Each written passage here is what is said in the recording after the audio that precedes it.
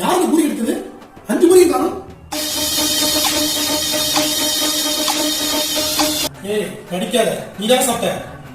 எந்திரி எந்திரி.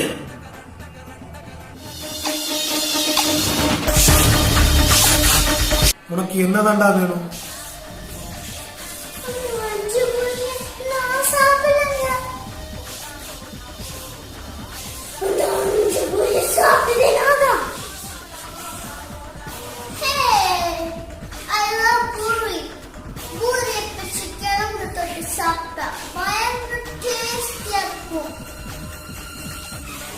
பாலிவுட்ல கேத்ரினா பார்த்திருக்கேன், யூடியூப்ல புகழினாவை பார்த்திருக்கேன்.